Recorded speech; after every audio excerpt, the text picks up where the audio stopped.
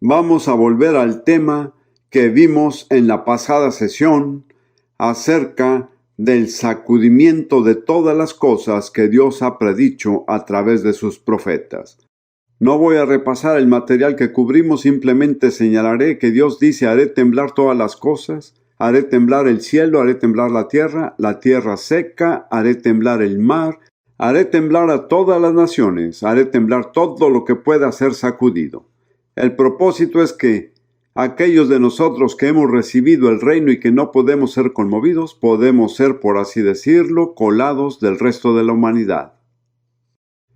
Bien, esta noche quiero que veamos una respuesta práctica. ¿Cómo hemos de responder? Si realmente creemos que Dios va a actuar tan claramente como dice que va a actuar, ¿qué nos corresponde hacer? ¿Nos quedamos sin hacer nada? ¿O acudimos a la Biblia para entender cuáles son las decisiones bíblicas y sensatas que debemos tomar?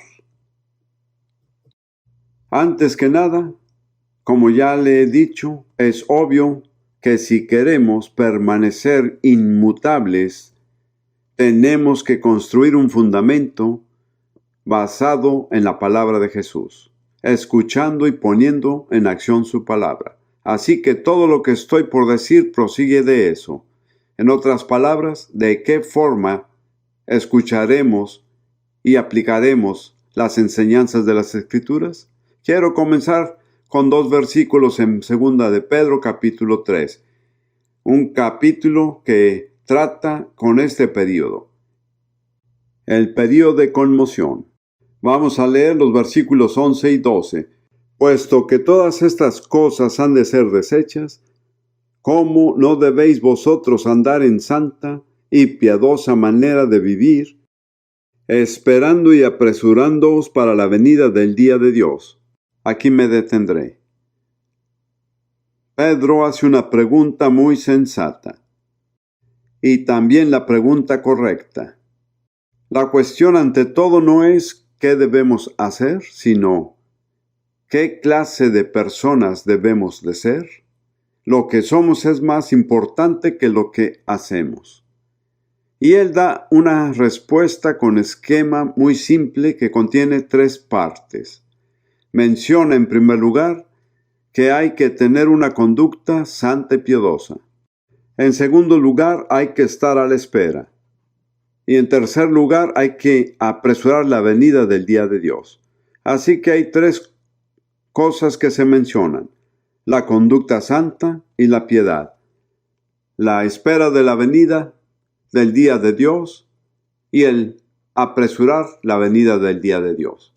Así debe ser nuestra respuesta básica: la santidad, el esperar por la venida de Dios y el apresurar la venida del día de Dios. Trataré brevemente las mismas. Empezando primero con respecto a la santidad, me limitaré a una escritura que es 2 de Corintios, capítulo 6, empezando en el versículo 17, y después con el capítulo 7, versículo 1. Hay que tener en cuenta que las separaciones por capítulos no existían en el texto original. Fueron añadidas muchos siglos después por traductores y a veces se atenúa el significado. Así que vamos a empezar con 2 de Corintios 6, 17. Y la mayor parte es una cita del Antiguo Testamento. Por lo cual, salid de en medio de ellos y apartaos, dice el Señor, y no toquéis lo inmundo, y yo os recibiré, y seré a vosotros padre, y vosotros me seréis a mí hijos e hijas, dice el Señor Todopoderoso. Así que, amados, pues tenemos tales promesas, limpiémonos de toda inmundicia de carne y de espíritu, perfeccionando la satisfacción en temor de Dios. Así que Dios nos hace la promesa de ser un Padre para todo aquel que cumple sus condiciones.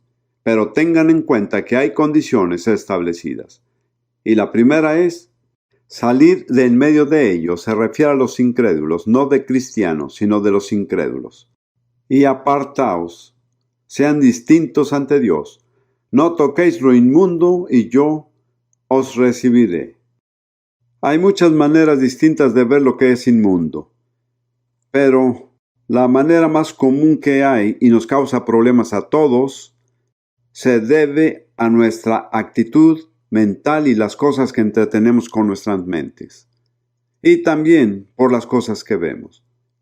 En particular, de acuerdo a mis propios estándares, muchos programas de televisión son inmundos. Y si intencionalmente nos exponemos a ellos, estamos tocando lo que es inmundo. Si no hay cómo evitarlo, eso es otro asunto. Y no digo de ninguna manera que nunca vamos al cine, pero muy rara vez Ruth y yo nos vamos al cine por lo inmundo que es. Hubo una película hace unos años que realmente fue excelente. Fue llamada El Rabino y el Pistolero. No creo que muchos la recuerden. Quizá algunos sí. Bueno, fue muy divertida. A mí me pareció que estuvo muy buena. Y aparte se trataba de la vida de un joven judío que debía convertirse en un rabino y tuvo que irse a Los Ángeles desde Polonia. Fue tan exacta la forma en que se presentó al pueblo judío. Un relato excelente. Y la actuación fue genial, pero a mitad de la película, por ningún motivo necesario, adoptaron un lenguaje completamente sucio. No tuvo nada que ver con el trama. Y Rudy y yo nos dijimos el uno al otro, hay que ver esto de nuevo. Por cierto, la vimos en Florida y creo que el 80% de la congregación, digo de la audiencia, no de congregación, Bueno, de cierto modo era como una congregación. Por lo menos el 80% eran judíos, ya que vivíamos en un área muy poblada por gente judía. Pero finalmente nos dijimos el uno al otro, no me parece que tenga la libertad de exponer al Espíritu Santo dentro de mí, al tipo de lenguaje que se usa en esa película. Fue una decisión personal, pero sirve de ejemplo de lo que puede significar tocar lo que es inmundo. No hay necesidad. No se expongan a cosas que les contaminan la mente si no hay necesidad de hacerlo. Yo fui salvo en el ejército británico y me pasé otros 4 años y medio en el ejército. No hay forma de evitar y exponerse a cosas en el ejército que son impuras. Los soldados británicos son incapaces de hablar sin blasfemar y maldecir, a menos que hayan sido salvos. Así que tuve que escucharlos día tras día durante 4 años y medio, pero no me exponía a ello. No pude evitarlo. Nunca fue intencional, por la gracia de Dios. Nunca me expuse intencionalmente a algo que me pudiera contaminar. Siendo predicador, soy particularmente cauteloso, porque sé que si le doy cabida a algo en mi mente, tarde o temprano se me saldrá por la boca en el momento que esté predicando. Y yo guardo mi mente. Ruth es mi testigo. No le doy cabida a nada intencionalmente en mi mente que pueda corromper la palabra de Dios que Dios me ha dado para proclamar. Les sugiero que todos debemos considerarlo. No es necesario que adopten la misma actitud que yo adopté, pero sí necesitan preguntarse, ¿estoy tocando lo inmundo? ¿Me expongo innecesariamente a cosas que contaminan mi espíritu? Jesús dijo, bienaventurados los de corazón puros, porque ellos verán a Dios. Y Proverbios dice, guarda tu corazón con toda diligencia, porque de él mana la vida. Todo lo que existe en la vida sale del corazón.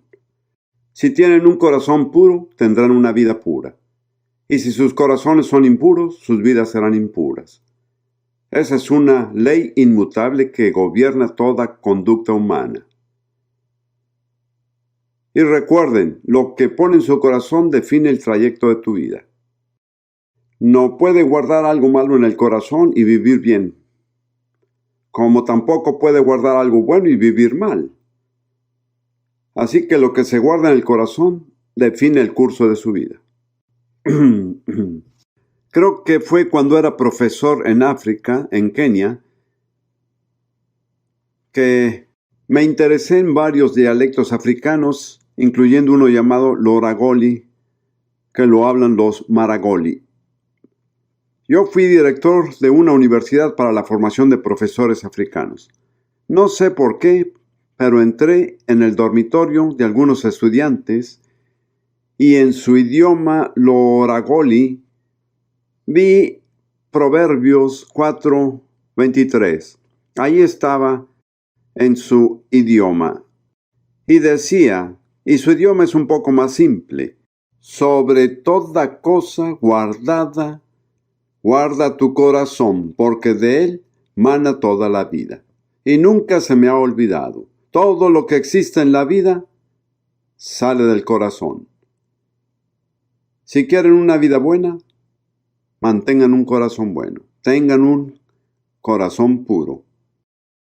Y si se contaminan, a fin de cuentas son ustedes quienes sufren más. El obedecer la Biblia realmente no significa ser muy piadoso. Es tener sentido común. Porque funciona.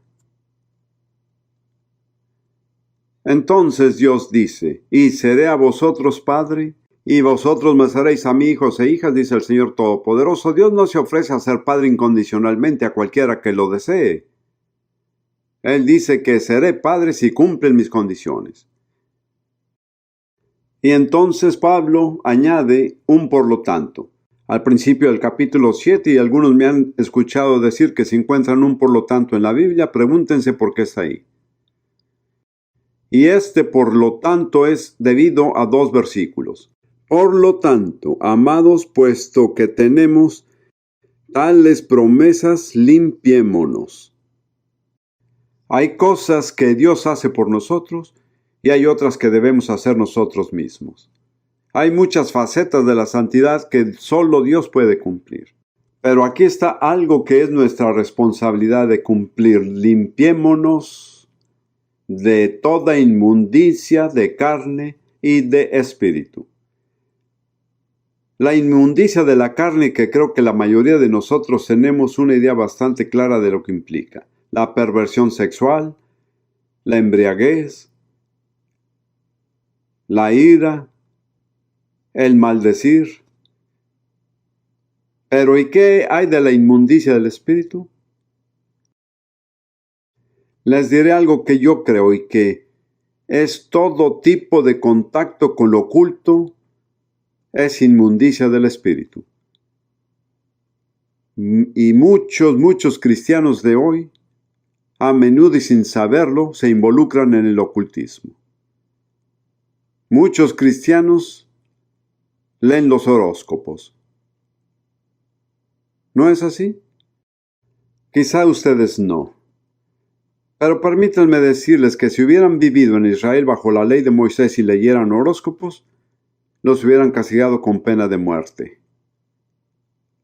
Así es como lo ve Dios.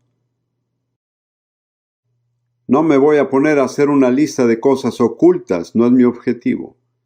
Pero descubrí que en mi propia vida me tomó bastante esfuerzo de mi parte para eliminar el ocultismo. Por ejemplo, en Cambridge, mi principal tema de estudio en el que escribí mi tesis doctoral fue la filosofía de Platón. Y hay muchas personas que admiran a Platón. Se ven muchos cristianos que de hecho hay un tipo de cristianismo llamado neoplatonismo. Limpiémonos de toda inmundicia de carne y de espíritu, perfeccionando la santificación en temor de Dios. Esa es la responsabilidad que se nos da. Podría pasarme el resto de la tarde hablando de cómo hacerlo, pero ese no es el tema. El tema es que todos somos responsables de hacerlo. No es algo que Dios va a hacer por nosotros, es algo que Dios dice que hagamos por nosotros mismos. Ahora regresemos a 2 de Pedro, capítulo 3, para ver el segundo requisito, que es buscar la venida del día de Dios. Quiero que solo veamos 2 escrituras. La primera es Tito, capítulo 2, versículos 11, 12 y 13. Tito 2, 11, 12 y 13. Porque la gracia de Dios que trae salvación a todos los hombres se manifestó, enseñándonos que, renunciando a la impiedad y a los deseos mundanos, vivamos en este siglo templada y justa y piamente, esperando aquella esperanza bienaventurada y la manifestación gloriosa del gran Dios y Salvador nuestro Jesucristo. Y fíjese que Pablo llama a Jesús Dios, el gran Dios y nuestro Salvador Jesucristo. Y la motivación para la vida santa es principalmente la espera de la venida de nuestro Señor. Me parece que si uno analiza las enseñanzas del Nuevo Testamento sobre la santidad, verá que en casi todos los casos se vincula con la esperanza del regreso del Señor. Y en lo personal pienso que en donde la Iglesia pierde el sentido de la esperanza de la venida del Señor, los estándares de santidad del Nuevo Testamento son imposibles, porque yo creo que esa es la clave de la motivación. Y también en Primera de Juan, capítulo 3, versículos 1, 2 y 3. Primera de Juan 3, 1, 2 y 3. Mirad cuál amor nos ha dado el Padre, para que seamos llamados hijos de Dios, y lo somos. Por eso el mundo no nos conoce, porque no le conoció a Él. Amados, ahora somos hijos de Dios, y aún no se ha manifestado lo que hemos de ser.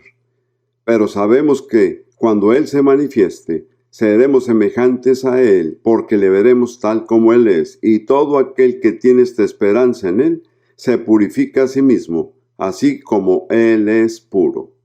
Podrán decirme que creen en la doctrina del regreso del Señor, pero es más importante que se manifieste en sus vidas, porque dice que todo aquel que tiene esta esperanza en Él, lo cual es la esperanza de su venida, se purifica así como Él es puro. De nuevo, la Escritura nos carga la responsabilidad a nosotros. Hay maneras en que Dios nos purifica, hay maneras en que tenemos que purificarnos a nosotros mismos. Y Dios solo tiene un estándar de pureza, que es Jesús, así como Él es puro.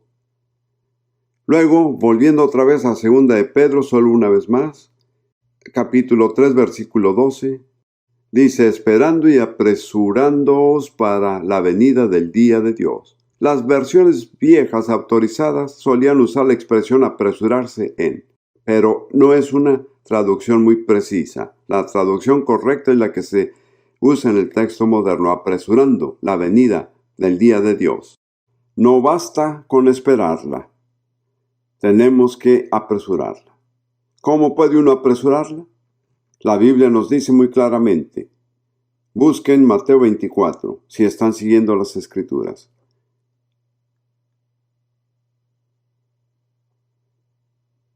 Al comienzo de este capítulo, los discípulos le preguntaron a Jesús cuál será la señal de vuestra venida y del fin del mundo. Y en su respuesta Jesús enumera una serie de señales, terremotos, pestilencias, anarquía y así sucesivamente. Pero no responde a la pregunta hasta el versículo 13. ¿Cuál será la señal de tu venida? Y en Mateo 24:13, Él da una respuesta específica. Y será predicado este evangelio del reino en todo el mundo, por testimonio a todos los gentiles, y entonces vendrá el fin. ¿Cuándo llegará el fin? Cuando el evangelio del reino se haya proclamado en todo el mundo, como testigo a todas las naciones. ¿Quiénes son los responsables de proclamar el evangelio del reino? No lo escuché. Así es. Entonces, ¿cómo podemos apresurar la venida? Proclamando el evangelio del reino. Por otro lado, si no lo hacemos, no estamos apresurando su venida, la estamos retrasando. Y si considera toda la agonía y el sufrimiento en el mundo de hoy, y ser responsables de prolongarla más de lo necesario, es una terrible responsabilidad. Pero la culpa es de nosotros los cristianos, si no hacemos lo que podemos para apresurar la venida de aquel día. Y luego hay otra respuesta en Apocalipsis 19, Versículos 7 y 8. Se trata de la alabanza que ocurre en el cielo. Apocalipsis 19, 7 y 8. Regocijémonos y alegrémonos y démosle a él la gloria, porque las bodas del Cordero han llegado y su esposa se ha preparado. Así que no puede haber matrimonio hasta que su esposa, la novia, se haya preparado.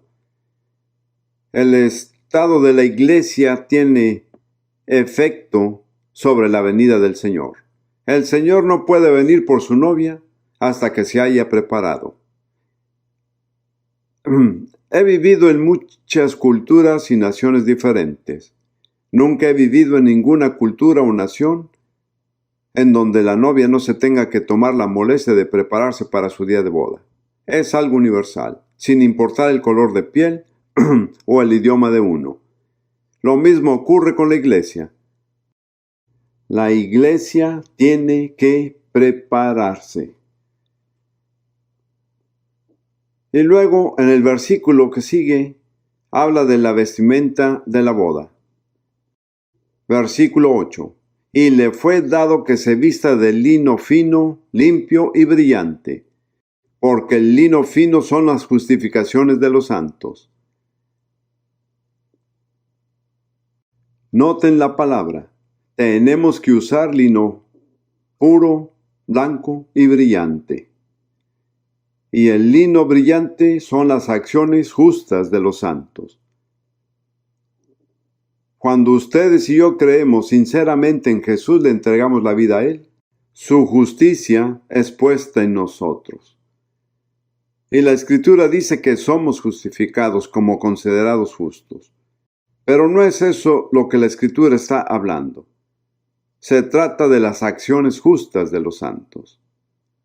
Tenemos que pasar de la justicia interna a la justicia externa.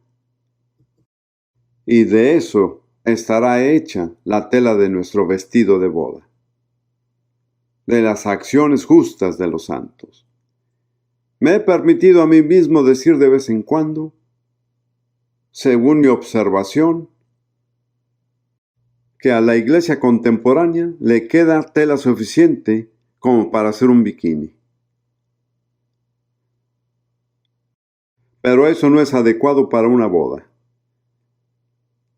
La otra forma en que se puede acelerar la venida del Señor es mediante la ejecución de nuestros actos justos, de manera que suministremos suficiente tela para hacer el tipo de vestido de boda que debemos llevar. Ahora, dejándole eso como un fundamento, quiero hablar de las 4 maneras prácticas de expresar nuestra obediencia a la palabra de Dios. En primer lugar, está alinearse con el propósito de Dios o propósitos, pero es propósito. Dios tiene un propósito que es claramente revelado desde el inicio en el Nuevo Testamento. Dios nunca ha cambiado su propósito. Se mantiene persistente en su objetivo. Y esto se menciona en un pasaje muy familiar que llamamos el Padre Nuestro. En Mateo 6, 9 y 10. Padre nuestro que estás en los cielos, santificado sea tu nombre. Eso es un acercamiento. No es una oración, es un acercamiento. Y la primera oración determinada es: venga tu reino. Sea hecha tu voluntad en el cielo como en la tierra. ¿Cuál es el objetivo principal de Dios? Es que venga su reino. Y solo podemos alinearnos con Dios y con su propósito cuando estamos alineados con la venida del reino de Dios. Y cuando todo lo que hacemos se dirige finalmente hacia la venida del reino de Dios. En el mismo capítulo de Mateo, versículo 33, dice: mas buscad primeramente el reino de Dios y su justicia, y todas estas cosas os serán añadidas. Y cuando Dios pone algo primero, significa primero, no segundo o tercero. En otras palabras, Nuestra mayor preocupación en la vida tiene que ser la venida del reino de Dios. Soy lo suficientemente ingenuo para creer que no existe otra solución para los males de la humanidad. Cada día nos confrontan a través de los medios de comunicación todo el dolor y el tumulto de la humanidad. En lo personal, a mí me parece que la gente es ingenua al creer que el hombre puede solucionar el problema por sí mismo. Me sorprendió un poco el que el presidente Bush, con respecto a la guerra del Golfo Pérsico, haya dicho que se estaba iniciando un nuevo orden de justicia. Me pareció una declaración muy ingenua para un líder de una nación tan grande. Me conformo con decir que no me convence su nuevo orden mundial, no me impresiona. Pero el hombre lleva cientos de años pretendiendo que puede resolver sus propios problemas, trayendo paz y justicia a la tierra. Yo diría que quizás actualmente estamos más lejos de lo que hemos estado en cualquier momento de la historia humana.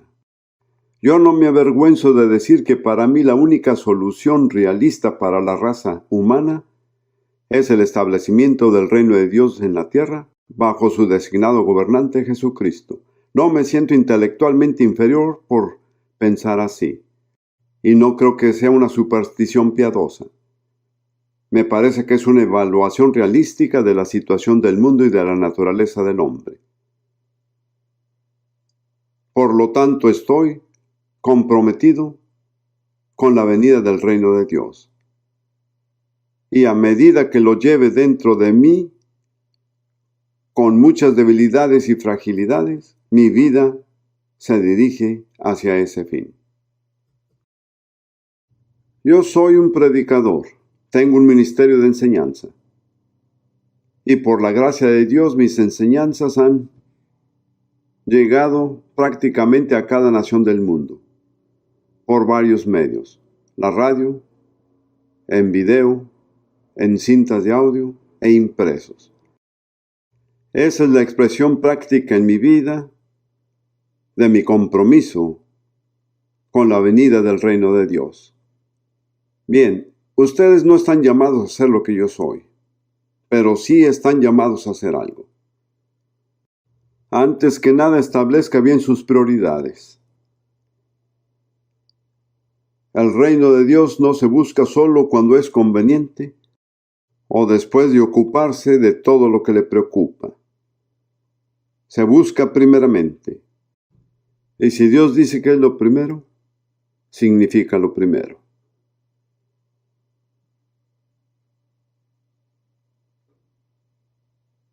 Mientras preparaba este mensaje, vino a mi mente una imagen vívida del profeta Jonás. Vayamos ahí por un momento. La mayoría de ustedes conocen la historia de Jonás. Dios le dijo: vete a Nínive y predica lo que te digo. Nínive estaba al este y Jonás se fue en dirección contraria, hacia el oeste. Y la razón por la cual no quería predicar en Nínive era que temía que la gente se arrepintiera. Y Nínive era el principal enemigo político de su pueblo, Israel. Así que no quería hacer nada que pudiera promover su causa. Esa es mi opinión personal. Y lo extraordinario, cuando Dios consiguió las cosas con Jonás a su manera, sucedió el acontecimiento más grande de conversión que se haya documentado en la historia: la ciudad entera. Se estima que al menos 600,000 personas se convirtieron. Pero antes de eso, Jonás tuvo que aprender una lección. Y esto es muy interesante. Él vivía en las montañas de Galilea. Y cuando le dio la espalda a Dios, cada paso que dio después fue un paso para mal. Se fue de las montañas a las llanuras, de las llanuras al puerto, del puerto al barco. Y ahí no se acaba. Del barco fue a dar al mar. y que nos sirva de advertencia para cada uno de nosotros. Si le dan la espalda a Dios, cada paso que tomen será un paso para mal. Bueno, Dios siguió persiguiendo a Jonás y cuando el barco navegó, dice, Dios envió una tormenta al mar. Y todos estos paganos comenzaron a clamar a Dios y a pedirle ayuda. ¿Y dónde estaba Jonás? El que conocía al Dios verdadero, el que tenía la respuesta. Leamos. Versículo 5. Y los marineros tuvieron miedo, y cada uno llamaba a su Dios. Y echaron a la mar los enseres que había en la nave, para descargarla de ellos. Pero Jonás había bajado al interior de la nave y se había echado a dormir. ¿Por qué se durmió? Por su mala conciencia. No podía enfrentar a la vida. He conocido gente que se refugia en el sueño. Conocí a una señora que si las cosas le salían mal se dormía 16 horas. Ese era su escape a la vida. Y el capitán de la nave, que no era creyente, se llegó a él y le dijo, ¿qué tienes, dormilón? Levántate y clama a tu Dios. Quizá Él tendrá compasión de nosotros y no pereceremos. Actualmente hay muchos Jonases en el mundo. Han recibido el llamado de Dios, saben muy bien lo que Dios quiere que hagan, pero como no les conviene, le dan la espalda a Dios y entonces, mientras la tormenta sacude al mundo, ¿dónde están? Abajo en el fondo de un barco, en un profundo sueño. ¡Qué situación tan trágica! Aquí tenemos algunos Jonases presentes. Saben que Dios los ha llamado y deliberadamente le dieron la espalda. ¿Y quién sabe cómo llegaron aquí esta noche? Pero voy a darles una oportunidad más adelante en este servicio para que cambien de parecer. Así que piénsenlo bien. Imagínense, el único hombre que conocía al verdadero Dios, el único hombre que tenía la respuesta. Todos los paganos a su alrededor oraban sinceramente y él estaba abajo en los costados del barco, durmiendo. ¡Qué imagen tan vívida de tantos cristianos de hoy! En un barco dormidos por no estar dispuestos a enfrentar la realidad. Muy bien, esa es la primera de mis recomendaciones. Hay que alinearse con el propósito de Dios, que es la venida de su reino. Nunca ha variado, nunca ha cambiado. Ese es su objetivo. Número 2. Cultivar la resistencia. Volvamos a Mateo 24, al versículo que cité, que fue el versículo 14. Y será predicado este evangelio del reino en todo el mundo, por testimonio a todos los gentiles, y entonces vendrá el fin. Pero el versículo anterior dice, mas el que perseverare hasta el fin, éste será salvo. Y Jesús ha estado hablando de todos los problemas y angustias y dolores que van a llegar a la nación. Y luego dice, mas el que perseverare hasta el fin, éste será salvo. Esa es la traducción aquí en español, pero el griego dice, el que ha perseverado hasta el fin, ese será salvo. De hecho, es más específico que eso. Jesús dice, pero el que siga firme hasta el fin, ese será salvo. Esta traducción no lo presenta de manera muy explícita. ¿Quién será salvo? El que haya resistido hasta el final. Así que por ahora están salvos. Pero para permanecer salvos, tienen que resistir. En Lucas 21, que es un pasaje paralelo, es nuevamente el discurso que dio Jesús. Él dice en el versículo 17 y los que siguen, y seréis aborrecidos de todos por causa de mi nombre. Obviamente se debe referirse a los cristianos, ya que es la gente odiada por el nombre de Jesús. Esa es una de las promesas que la gente no pone en su caja de promesas. La próxima promesa tal vez sí, mas un pelo de vuestra cabeza no perecerá. Bien, eso se refiere a la resurrección, porque muchos cristianos que fueron martirizados, sus cuerpos fueron destruidos. Pero en la resurrección, si logran conseguirla, saldrán con todo y cabellera tupida. No les faltará ni un pelo. Esa es una garantía de Jesús. Y luego dice, en vuestra paciencia poseeréis vuestras almas, pero eso realmente no da con el significado. Les daré mi versión, la versión Prince. Con la resistencia se compra el alma. Digo, pueden comprobarlo si quieren, y me he fijado en las palabras.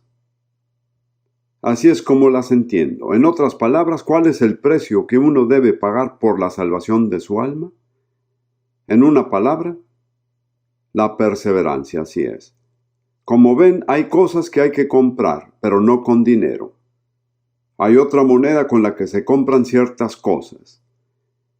En Isaías 55:1 dice, venid, comprad sin dinero y sin precio vino y leche. Hay que comprarlas, pero no con dinero. En la parábola de las vírgenes prudentes y fatuas, a las necias que no traían suficiente aceite, las sabias les dijeron, ve y comprar aceite. Pero mientras que fueron a comprar, vino el novio y se lo perdieron todo. El aceite siempre ha sido un tipo del Espíritu Santo. No se puede comprar al Espíritu Santo con dinero, pero hay que comprar al Espíritu Santo con la oración, con la búsqueda de Dios, con el tiempo que pasa en la palabra. De lo contrario, cuando la lámpara se les agote, no tendrá nada con qué reabastecer. Y luego, en Apocalipsis 3, dirigiéndose a la iglesia de la Odisea, Jesús dice, yo te amonesto que de mí compres oro refinado en fuego y vestiduras blancas. No se compran con dinero, pero se compra. Y según lo entiendo, aquí en Lucas Jesús dice que uno tiene que comprar la salvación de su alma con su perseverancia. Si no perseveran, se perderán. Luego está la escritura que Rudy y yo proclamamos. Tened por sumo gozo cuando cayeres en diversas tentaciones. ¿Pueden decir esto? Sé que podrían decir las palabras, pero ¿son ciertas? La razón por la cual proclamamos esta escritura es porque Dios nos persuadió, nos trajo convicción, porque no era así con nosotros. Siempre que nos tocaban pasar por ciertas pruebas, y no recuerdo que nos hayamos quejado, pero ciertamente no fueron un gozo, tuvimos que confesarlo como pecado. Estamos tratando de mejorar. Santiago dijo que lo tengan por gozo cuando caigan en pruebas. ¿Por qué? Porque la prueba de vuestra fe obra paciencia. He observado en el Nuevo Testamento que cada prueba que un cristiano pasa es finalmente una prueba de la fe. Puede tomar muchas formas, pero lo que está siendo probado es la fe. Y entonces Santiago dice, mas tenga la paciencia perfecta su obra, no se frenen. No dejen de perseverar, no se rindan. Mas tenga la paciencia perfecta su obra para que seas perfectos y cabales sin faltarles nada. Les hice una pregunta, ¿cuántos de nosotros no quisiéramos ser perfectos y completos sin que nos falte nada? ¿Cuál es la condición? La perseverancia, así es. No hay forma de evitarlo. Solo hay una manera de aprender a perseverar. ¿Saben cuál es? Perseverando, así es. En la versión antigua se decía sufrimiento extenso. ¿Y saben cómo se aprende el sufrimiento extenso? Sufriendo por un tiempo extenso, no hay otra manera. Aunque les parezca gracioso, así es exactamente como es. Conozco a un hermano, una hermana ministra fue con él para recibir oración. Le dijo: hermano, quiero que ore por mí para que salga de esta situación, no puedo soportar al jefe para quien trabajo. Él le dijo: no voy a orar, no ha sufrido lo suficiente.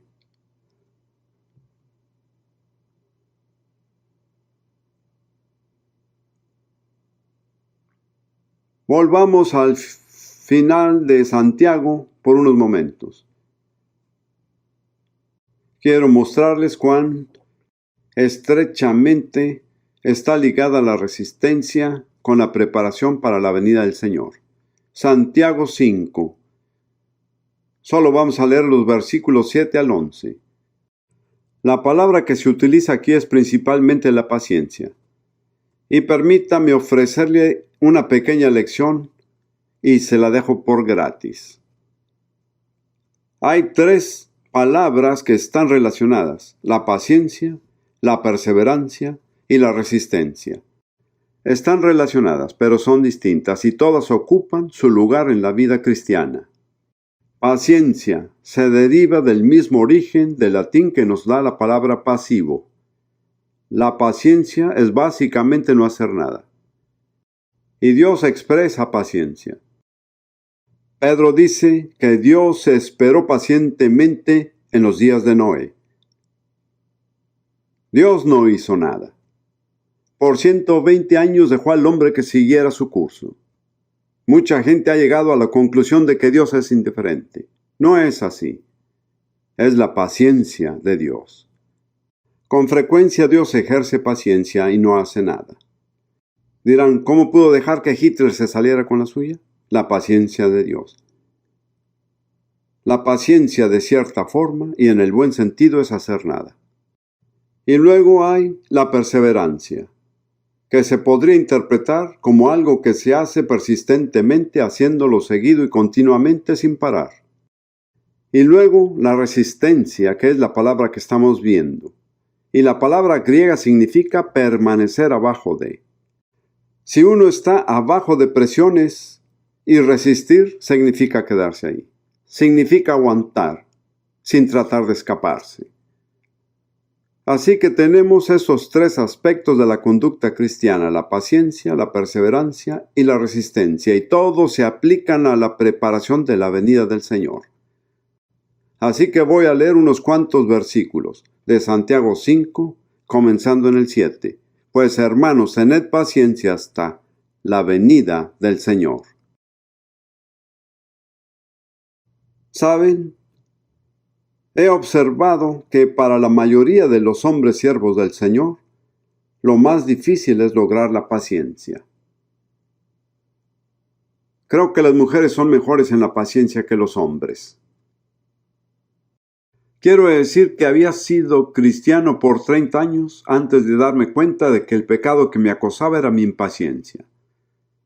Ni siquiera fui convencido de ello. Y cuando comencé a lidiar con ello, me di cuenta del control que tenía sobre mí. Bien, vamos a seguir. Mirad cómo el labrador espera el precioso fruto de la tierra, aguardando con paciencia hasta que reciba la lluvia temprana y tardía. Tened también vosotros paciencia, confirmad vuestros corazones, porque la venida del Señor se acerca. Hermanos, no os quejéis unos contra otros, para que no seáis condenados. He aquí, el juez está delante de la puerta. Hermanos míos, tomad por ejemplo de aflicción y de paciencia a los profetas que hablaron en nombre del Señor. Me encuentro con mucha gente que pretenden ser profetas, pero no me parece que estén siguiendo el patrón bíblico, porque ser un profeta no tiene nada de glamoroso según la Biblia. Es doloroso. Significa el aislamiento, la persecución. Yo prediqué una vez en Ghana, África, sobre los ministerios de los apóstoles, los profetas, los evangelistas. Tenía una audiencia como de 3,000 personas. La mayoría eran hombres jóvenes. Así que después de haber tratado con el ministerio del apóstol por un tiempo largo, les pregunté cuántos de ustedes quisieran ser apóstoles. ¿Tiene alguien una Biblia versión NBI? ¿Alguien cerca de mí? Prometo devolverla. Muchas gracias. Así que muchos levantaron la mano. Y les dije, esperen un momento. Déjenme leerles la descripción del trabajo antes de que soliciten el puesto. Busqué 1 de Corintios, capítulo 4, que es muy vívida en la versión NBI. Eso es lo que dice.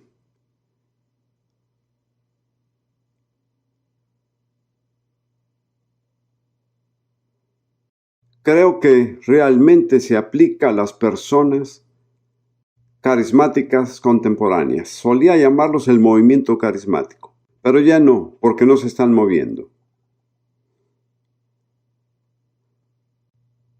Eran, pero se quedaron atascados en alguna parte. Bien, esta es 1 de Corintios 4, comenzando en el versículo 8. Ya tienen todo lo que desean, dirigiéndose a los cristianos de Corinto. Ya estáis ricos. Han recibido el evangelio completo. ¿Alguna vez escucharon la perversión del movimiento de la Fraternidad Internacional de Hombres de Negocios? ¿Qué es el movimiento del Evangelio de Hombres de Negocios?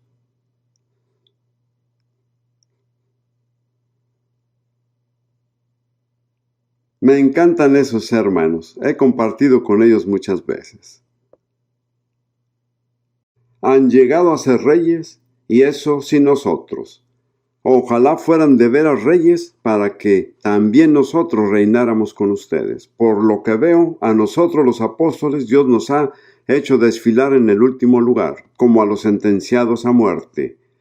Hemos llegado a ser un espectáculo para todo el universo, tanto para los ángeles como para los hombres. Por causa de Cristo somos los ignorantes, ustedes en Cristo los inteligentes. Los débiles somos nosotros, los fuertes son ustedes. A ustedes se les estima, a nosotros se nos desprecia. Hasta el momento pasamos hambre, tenemos sed, nos falta ropa, se nos maltrata, no tenemos dónde vivir. Con estas manos nos matamos trabajando. Si nos maldicen, bendecimos. Si nos persiguen, los soportamos. Si nos calumnian, los tratamos con gentileza. Se nos considera la escoria de la tierra, la basura del mundo. Y así hasta el día de hoy. Esta es la descripción de un apóstol del Nuevo Testamento. Si quieren la descripción de lo que implica ser profeta, creo que la podemos encontrar en Hebreos, ya que estamos ahí. Hebreos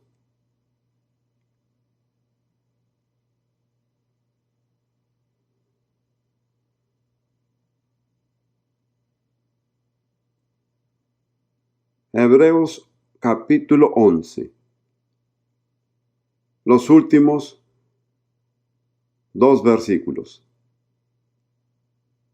Este es el ministerio profético. Fueron apedreados, aserrados, tentados, muertos a cuchillo, anduvieron de acá para allá cubiertos de pieles de ovejas y de cabras, pobres, angustiados, maltratados, de los cuales el mundo no era digno, perdidos por los desiertos, por los montes, por las cuevas y por las cavernas de la tierra. ¿Cuántos de ustedes quieren ser profetas? Gracias. Gracias, muchas gracias. ¿Se dan cuenta de lo que les digo? ¿Qué se necesita? No lo escuché. La perseverancia, así es. Vamos a seguir con lo que estábamos leyendo. Regresemos al versículo 10 de Santiago 5. Hermanos míos, tomad por ejemplo de aflicción y de paciencia a los profetas que hablaron en nombre del Señor. No es un ejemplo de glamour, sino de sufrimiento. He aquí, tenemos por bienaventurados a los que sufren. Habéis oído la paciencia de Job, y habéis visto el fin del Señor, que el Señor es muy misericordioso y piadoso. Si repasan esos versículos encontrarán que el tema es la paciencia, la perseverancia y la resistencia. y ese es el patrón para el pueblo de Dios, que se prepara para el regreso del Señor. Les diré que me predico estas palabras como lo hago con ustedes aquí. Tiemblo muchas veces cuando escucho la manera irresponsable en la que la gente de hoy habla de los ministerios y los dones. Es difícil tener un ministerio en el cuerpo de Cristo. Entre más daño haga el diablo, más luchará contra uno. Si no están preparados para el conflicto y la agonía, mejor renuncien.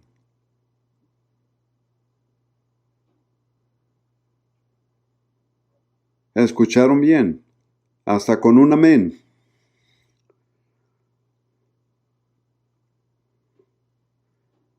Muy bien, estamos llegando al siguiente.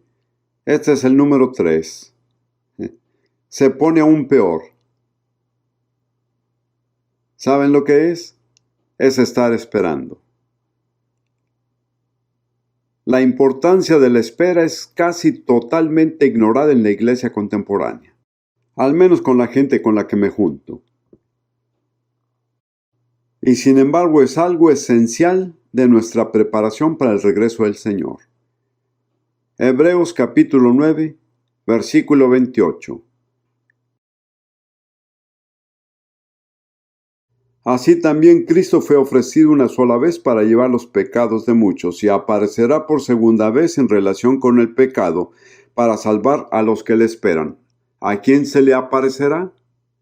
A los que le esperan ansiosamente. Algunas traducciones no incluyen el ansiosamente, pero en el griego es una doble preposición. Y ansiosamente capta con mucha precisión el verdadero significado. No es solo esperarlo, sino que hay que esperarlo ansiosamente. Tengo un amigo que es conocido por algunos de ustedes, pero no voy a mencionar su nombre. Él es predicador. Él y yo hemos colaborado juntos. Tiene una forma de expresarse bastante cruda y dice que cuando el Señor regrese, Él espera oír algo más que solo decir, qué bueno es tenerte de vuelta.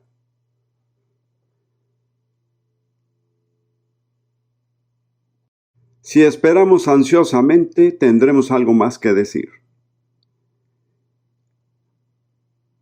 Y luego, en 1 Tesalonicenses, un pasaje muy notable. Capítulo 1, versículos 9 y 10, que habla del testimonio de los no creyentes a la experiencia de los cristianos de Tesalónica. Leamos.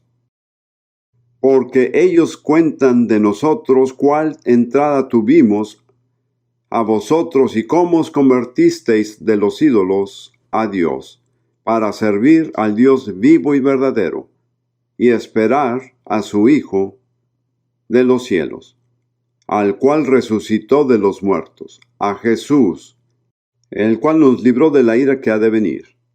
Así que estas personas se vuelven a Dios como resultado del ministerio de Pablo para hacer dos cosas. Y no hay ninguna indicación de que una sea más importante que otra. Servir al Dios vivo y esperar a su Hijo del cielo. Como cristianos, todos debemos servir, pero también estamos llamados a esperar. Y he hablado con ministros y obreros cristianos en muchos lugares, y a veces les hago esta pregunta. ¿Cuál requiere de más fe? ¿Trabajar o esperar?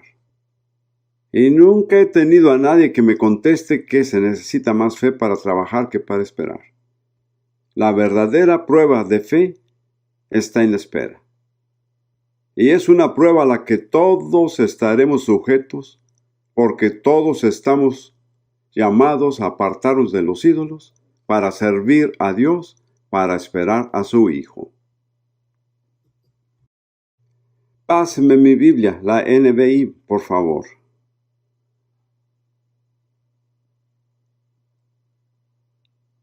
Este es un versículo en Isaías 64.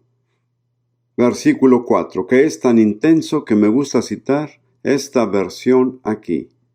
Capítulo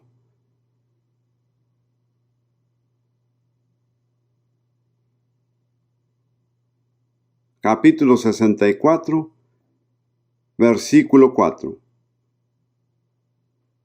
Este describe un aspecto único del verdadero Dios.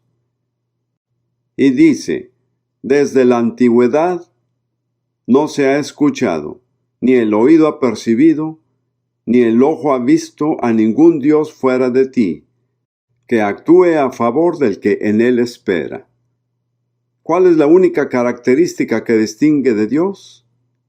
Él actúa en nombre de los que hacen, ¿qué cosa? Esperar en Él. Gracias. Tal vez la necesite nuevamente. Quédese por aquí cerca. Muy bien. Vamos a Juan capítulo 9, versículo 4. Un versículo que citó un hermano mientras orábamos. Tal vez no lo recuerda. Juan 9:4. Jesús dice, nosotros. Esa es una traducción mejor que decir yo. Nosotros debemos hacer las obras del que me envió mientras es de día. La noche viene cuando nadie puede trabajar. ¿Lo entendieron? Vendrá sobre la tierra una noche de oscuridad en la cual el trabajo se acabará y solo haremos una cosa, que es esperar. Así es. Estaremos esperando contentos si es que hemos cumplido con nuestro trabajo.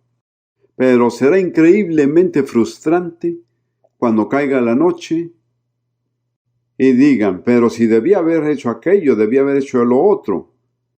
Para entonces era muy tarde.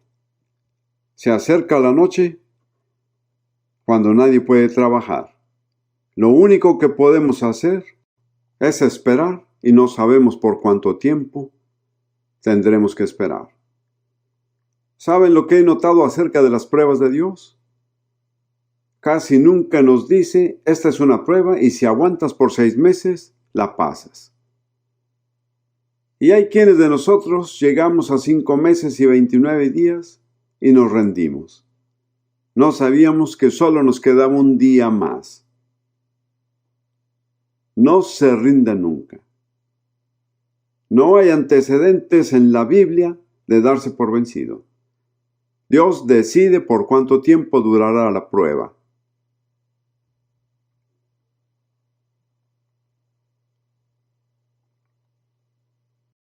Como ven, la espera es una de las pruebas a las que Dios somete casi invariablemente a los siervos que tiene intención de usar.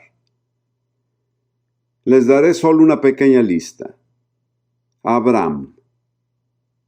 Vas a tener un hijo que será la cabeza de una nación que será única en la tierra. ¿Cuánto tuvo que esperar? 25 años. Mientras tanto, su querida esposa Sara trató de ayudarlo y complicó las cosas. Ella le dijo, escúchame, haz lo que te digo. Primero le dijo que tenga un hijo de Agar y luego le dijo que se deshiciera del niño. Así es el consejo de la carne. Es inconsistente. Le dice a uno que haga una cosa y más tarde la contradice. Abraham se convirtió en el hombre que fue por medio de la espera. Tuvo que ver cómo su esposa pasó por la edad de la maternidad y seguir esperando. Me sorprende que Abraham sea tan altamente valorado en la Biblia, porque ¿qué hizo? Bueno, esencialmente él era un ganadero próspero, que anduvo por la parte extrema del este del Mediterráneo, cuidando de sus rebaños. No hizo nada dramático. hasta que llegó el momento en que estuvo dispuesto a ofrecer a su hijo Isaac. Frecuentemente me pregunto, ¿qué tiene Abraham que hizo que Dios lo estimara a tal grado que fue llamado el amigo de Dios? No estoy seguro de saber la respuesta, pero creo que una manera en que se ganó el favor de Dios fue esperando.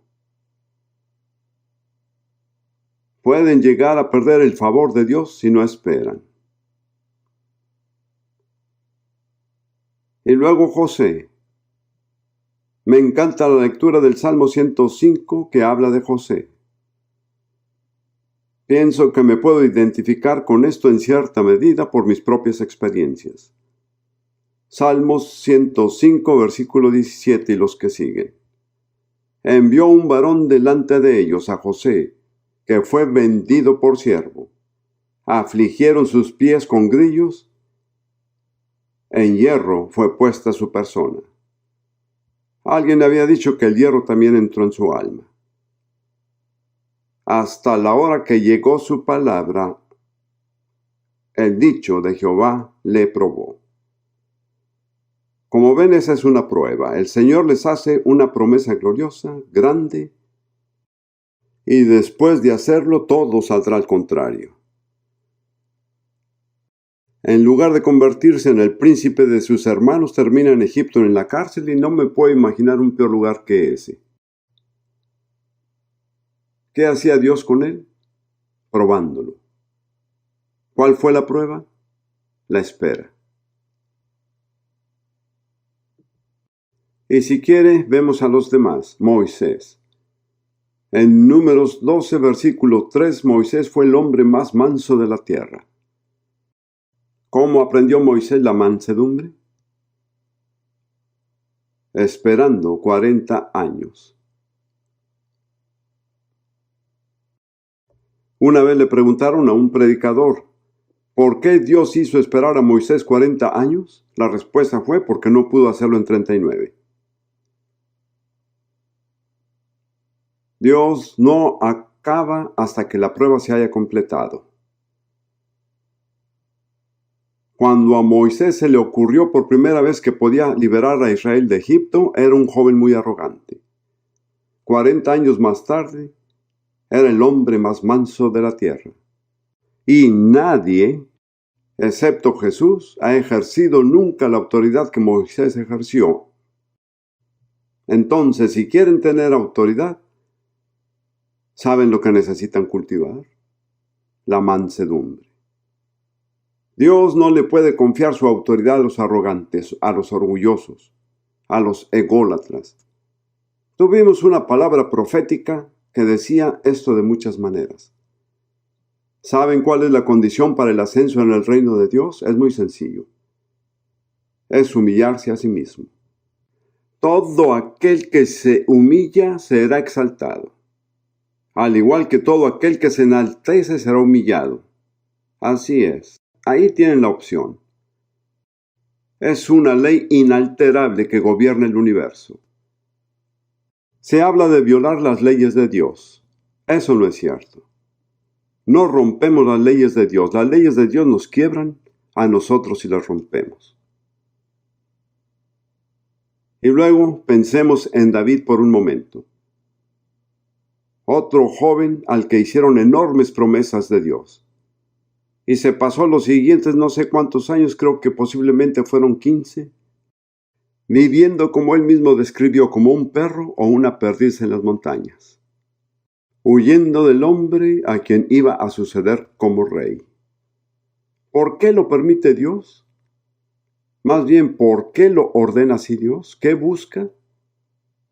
En una palabra, no lo escuché. La perseverancia.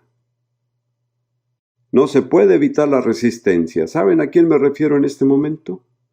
A mí mismo. No se puede evitar la resistencia y entrar en las promesas de Dios. Pueden ir muy lejos, pero nunca llegarán si no pasan a través de la resistencia. Y justo en el momento cuando más se ve imposible aguantar, es cuando más hay que aguantar. No cedan. Quisiera decirles a muchos de ustedes individualmente, están en la prueba. Lo están haciendo bien. Solo aguanten. No se retraigan. No se den por vencidos. Dios es fiel. Me han preguntado que si tuviera un mensaje que dejar en posteridad, ¿cuál sería? Siempre he dicho que puedo contestar en 3 palabras. Dios es fiel.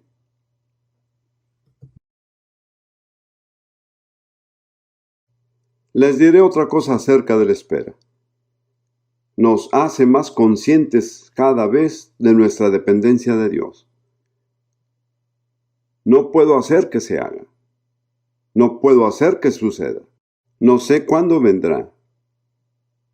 Solo dependo de Él. No sé si a ustedes, las damas, les suceda esto en sus casas, pero a nosotros nos pasó en Israel.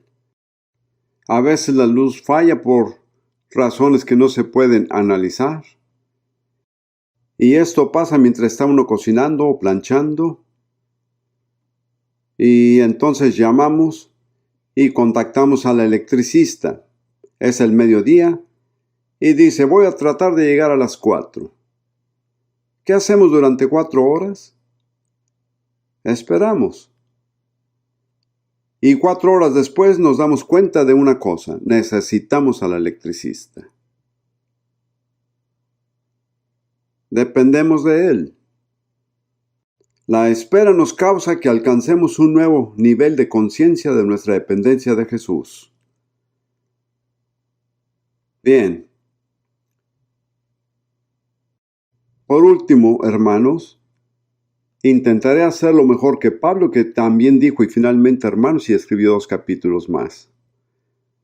Pienso que es necesario decir esto porque lo que he dicho hasta ahora de varias formas ha sido difícil de aceptar. Pero la cuarta recomendación que hago es que cultiven una actitud y una expectativa positiva. Y como saben, alguien dijo que todo el mundo nace optimista o pesimista. Y yo sé muy bien cómo nací. Nací pesimista. Además, fui creado para ser un pesimista. Mis padres fueron buenas personas, pero en mi casa, si no te preocupaba algo, tenías que preocuparte por el hecho de que no estabas preocupado. Y aún siendo salvo, bautizado por el Espíritu Santo y teniendo un ministerio, no había superado mi pesimismo. Y la forma en que se manifestó en mi vida fue en la depresión. Y aunque otras personas se salvaban, yo estaba luchando sin cesar contra esa nube oscura que me rodeaba. Y yo lo hice todo. Es decir, que conocía bien las Escrituras, sabía que tenía que considerarme muerto, y me consideré muerto tantas veces que esto perdió sentido. Pero no solucionó el problema. Y entonces un día estaba leyendo Isaías 61, versículo 3. Y leí, manto de alegría en lugar del espíritu angustiado. Y cuando leí esa parte, el espíritu de angustia, el Espíritu Santo me dijo, ahí tienes el problema. De repente me di cuenta de que no andaba lidiando conmigo. No fueron mis actitudes mentales, era un ser que me atormentaba día y noche. Me di cuenta de que era una persona que me conocía desde la infancia. Conocía todas mis debilidades, sabía exactamente cuándo atacarme. Además me di cuenta de que era lo que podemos llamar un espíritu familiar. Era un espíritu que había descendido a través de mi familia, era exactamente la misma condición en mi padre. Invoqué el nombre del Señor y fui liberado de ese demonio. Ah, sí, me salvé. Hablaba en lenguas, predicaba el Evangelio, pero necesitaba ser liberado de un demonio. Me sentía tan avergonzado que no se lo conté a nadie por 10 años. Y entonces el Señor me obligó a exponer mi situación al enfrentarme con una mujer endemoniada que estaba en mi púlpito. Acababa de predicar que no importaba lo que el diablo diga porque Dios tiene la última palabra. Había una mujer que se retorcía como una serpiente delante del púlpito, la misma mujer que tocaba el piano en nuestras reuniones de adoración. Sabía que tenía que demostrarlo o dejarlo de hablar. Así es como fui lanzado a hacerlo. Y la mujer fue liberada. Pero me tomó 10 años, desde el momento en que fui liberado hasta que estuve dispuesto a enfrentar el problema en público. Les menciono todo esto porque al ser liberado, Dios me mostró que Él hizo por mí lo que yo no podía hacer por mí, y que Él no haría por mí lo que yo podría hacer por mí mismo. Y me mostró que tenía que cambiar la forma en que pensaba. Cada vez que me venían a la mente pensamientos o reacciones negativas, tuve que encontrar algo positivo de las Escrituras con que hacerle frente. Y eso no fue de un día para otro. Me tomó al menos 3 años. Pero al final de ese transcurso, dejé de ser pesimista. Yo entiendo lo que implica. Yo diría que de hecho, si me disculpan que lo diga, de británico a otros británicos, que uno de los principales problemas de Gran Bretaña es el pesimismo. Los británicos son más propensos al pesimismo que cualquier otra gente de naciones con las que he tratado. Creo que es algo... Hay una influencia espiritual en alguna parte. Como quiera, no entremos en este tema. Estaremos tratando sobre este tema de liberación luego al final de este mes en el templo de Kensington. Si tiene alguna necesidad seria, venga, haremos algo por usted. Bien, vamos a ver este asunto de tener una actitud positiva y terminamos. Romanos 12, versículo 21. Dice: no seas vencido de lo malo, mas vence con el bien el mal. Así que tenemos solamente dos opciones. Podemos vencer o podemos ser vencidos, pero no hay nada en medio.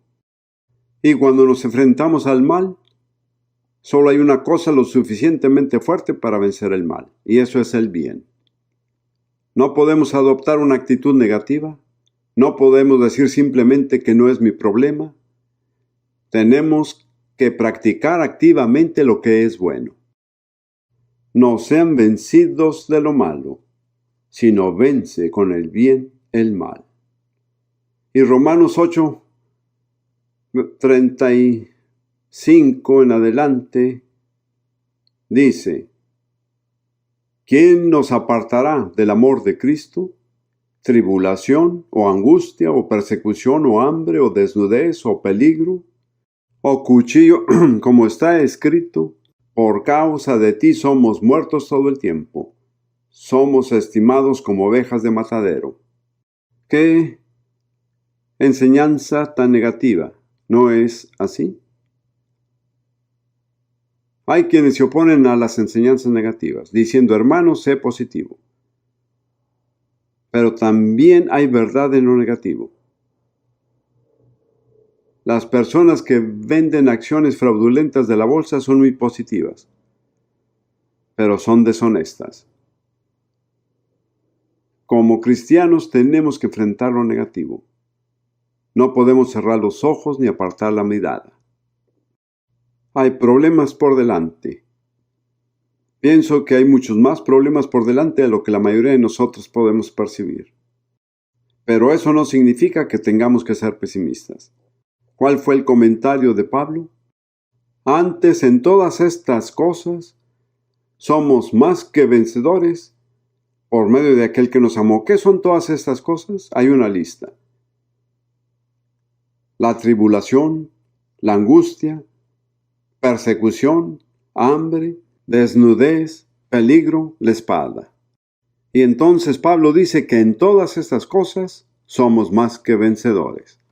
Le pregunté al Señor lo que significaba ser más que vencedor, y sentí que la respuesta que me dio fue esta: ser más que vencedor significa meterse en un lío superarlo y salir del problema con más que con lo que entró. Salirse con el botín.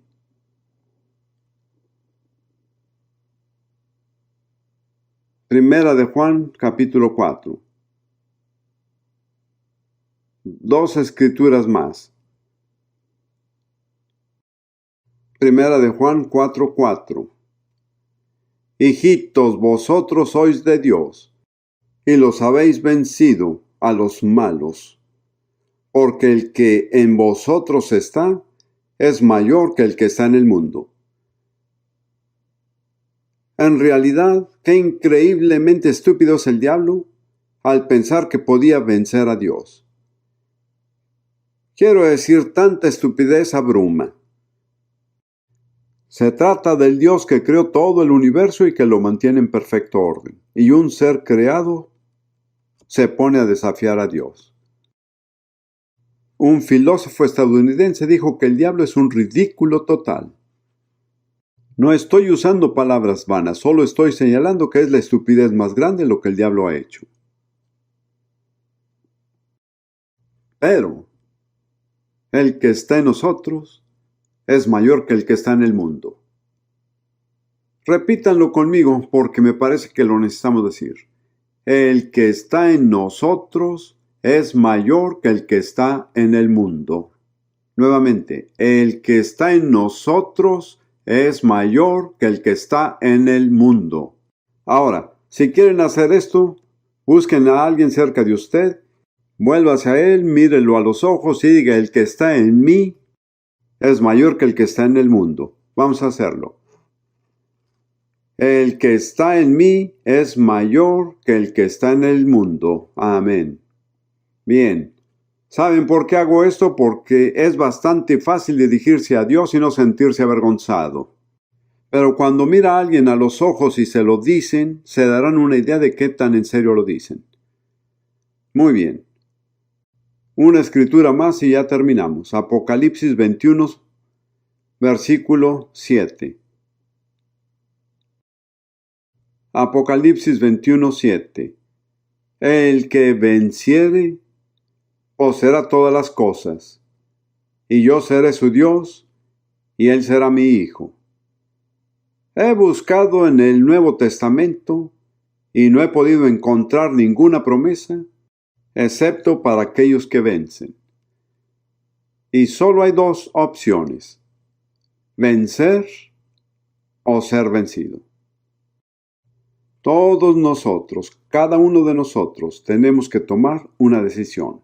Yo puedo vencer, mayor es el que está en mí que el que está en el mundo, pero tengo que decidirme. Tengo que cumplir las condiciones. Ahora, creo que solo necesito aplicar lo que he estado diciendo. Sentí, cuando el Señor me dio este mensaje, que iba a haber algunos Jonases aquí esta noche, quienes escucharon el llamado de Dios y lo rechazaron. Y tal vez han estado abajo en los costados de un barco dormidos.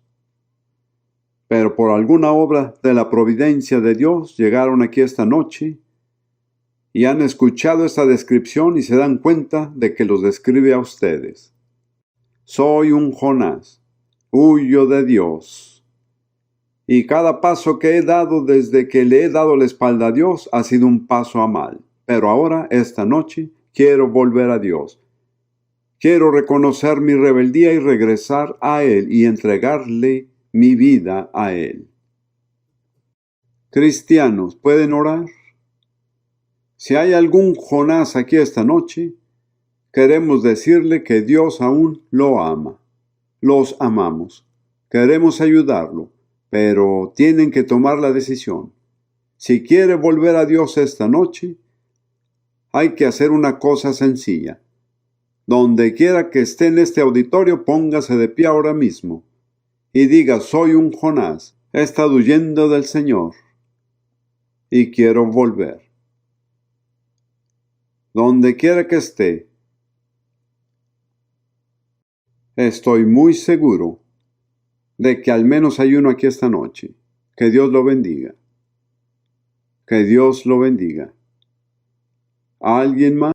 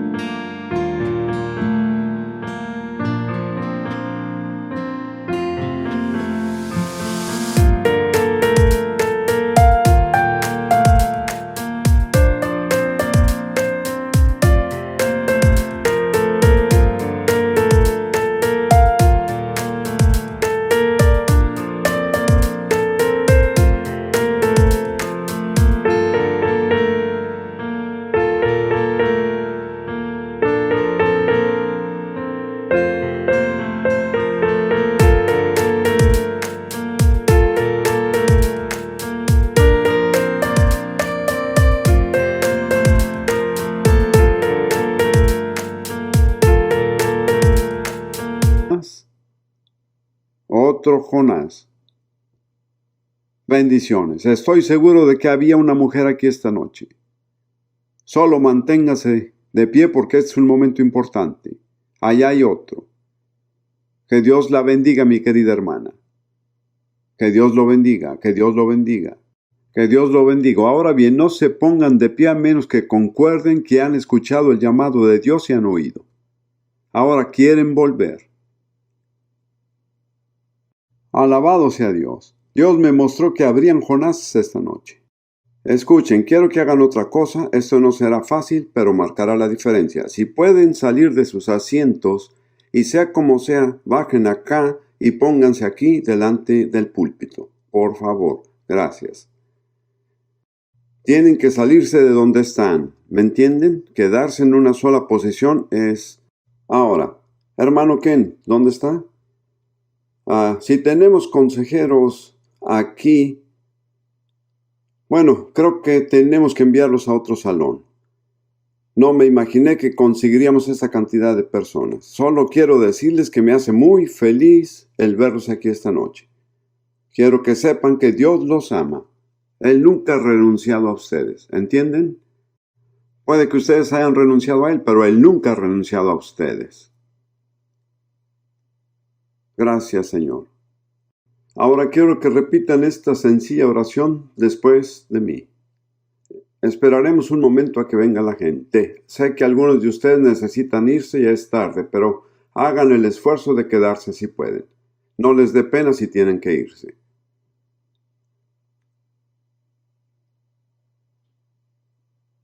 Ruth, pasa acá conmigo. Haremos una oración muy sencilla. Una oración a Jesús, no a mí. Les daré las palabras y ustedes las repiten. Señor Jesús, perdóname por haberte dado la espalda y seguir mi propio camino. Esta noche me arrepiento. Me vuelvo a ti. Me someto a ti. Hágase tu voluntad en mi vida. Tómame como soy y hazme como quieres que sea. Quiero que repitan estas últimas palabras. Tómame como soy y hazme como quieras que sea. En el nombre de Jesús. Amén.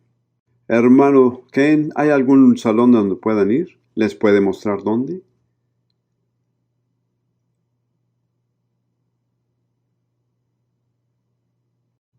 Mientras están siendo dirigidos, solo quiero dar una oportunidad más. Si hay alguien aquí esta noche que nunca ha vuelto a nacer, que nunca ha formado parte de la nueva creación de Dios y que quieren ser parte de esa nueva creación, a los que se presentaron como Jonases, vayan por favor por ese lado.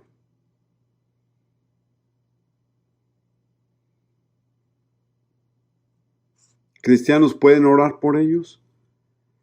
Algunos de nosotros sabemos por experiencia propia lo difícil que es volver a Dios cuando uno se ha alejado, pero esta es su oportunidad. Dios me mostró que incluyera esa parte de Jonás porque iba a haber algunos aquí.